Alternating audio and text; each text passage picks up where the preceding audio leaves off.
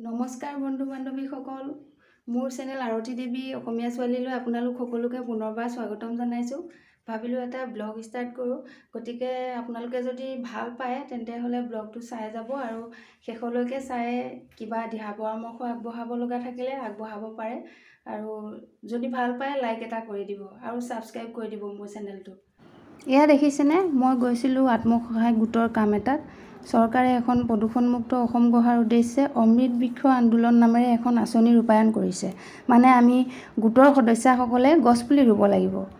গছ থাকিলেহে আমিও থাকিম, নহয় জানো? বৃক্ষৰোপণ কৰি সমগ্ৰ বিশ্বতে সেউজ বিপ্লৱৰ সূচনা কৰা যাদৱ পায়েং ডাঙৰীয়াকনো কোনে চিনি নাপাওঁ বাৰু, নহয়নে? তেওঁৰ আদৰ্শেৰে চৌপাশৰ পৰিৱেশ সংৰক্ষণৰ বাবে আহকচোন আমি সকলোৱে গছপুলি ৰূপায়ণত গুৰুত্ব দিওঁ। তেতিয়াহে আমাৰ পৃথিৱীখন বসবাসৰ উপযোগী হৈ থাকিব, পৰিৱেশ প্ৰদূষণৰ সমস্যাও কমিব।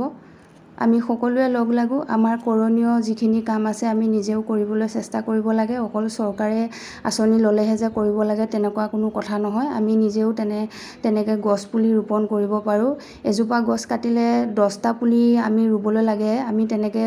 আমি সকলোৱে যদি আমি ৰুবলৈ চেষ্টা কৰোঁ তেতিয়াহ'লে আমাৰ পৃথিৱীখন প্ৰদূষণমুক্ত হৈ পৰিব, হয়নে নহয় বাৰু? আমি সদায় গছ ৰুবলৈ চেষ্টা কৰিব লাগে, কাটিবলৈ চেষ্টা কৰিব নালাগে। অমৃত বৃক্ষ অভিযানৰ এই এপটো যে আপোনালোকে নিজেও গৈ পেলাই প্লে ষ্ট'ৰত ডাউনলোড কৰি কামখিনি নিজে ৰেজিষ্ট্ৰেশ্যন কৰিব পাৰিব। যদি আপোনালোকে গোটত আছে একেবাৰে সহজ, নিজে কৰিব পাৰিব। প্লে ষ্ট'ৰত গৈ ডাউনলোড দিলেই হ'ল। আপোনালোকে পাই যাব, ডাউনলোড দিলে তাত আহিব অমৃত বৃক্ষ আন্দোলন বুলি, তেনেকৈ আহিয়ে যাব। এতিয়া আবেলি সময়, মাইনাহঁতে খেলা ধূলা কৰাৰ সময়, গতিকে অলপমান চাই আহোঁ ব'লকচোন। আপোনাৰ শিশুটিয়ে বাৰু খেলা ধূলা কৰেনে? মোবাইলটোতো চাবই বাৰু, আজিকালি ল'ৰা ছোৱালীয়ে মোবাইল নোচোৱাকৈ থাকিবনে? তাৰ মাজতে আমিও সিহঁতক মুকলি মনেৰে খেলিব দিবও লাগে। এয়া ককাকৰ লগত খেলিছে আৰু তিনিওটাই লগ লাগি। আজৰি সময়ত পাৰিলে সাধু কথাৰ আমেজো দিবচোন।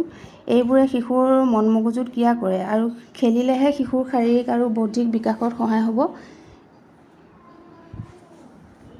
এয়া কামপুৰৰ পৌৰ নিগমে শিশু উদ্যান এখন খুলিছে, চাওকচোন। এয়া ভাল কামেই কৰিছে, তেওঁলোকে ভাল পদক্ষেপ হাতত লৈছে। শিশুসকলে আজৰি সময়ত গৈ পেলাই তাত অলপ খেলিব পাৰিব।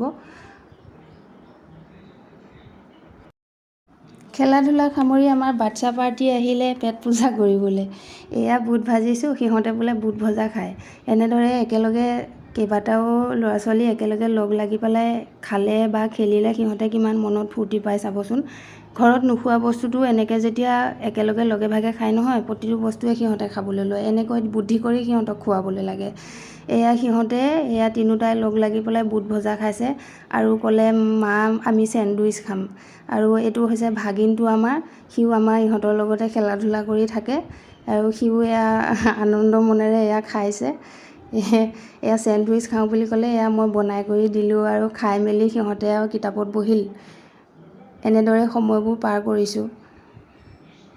এতিয়া 10:30 বাজিলে। এতিয়া কাম বন সকলো সামৰি মেলি এতিয়া শুবলৈ যাবলৈ সময় হ'ল। আজি ব্লগটো মই ইমানতে সামৰিছোঁ। যদি ভাল পালে লাইক কৰিব আৰু বাৰে বাৰে মই কৈয়ে আছোঁ, আপোনালোকক অনুৰোধ কৰিছোঁ যে মোৰ চেনেলটো ছাবস্ক্ৰাইব কৰি দিব।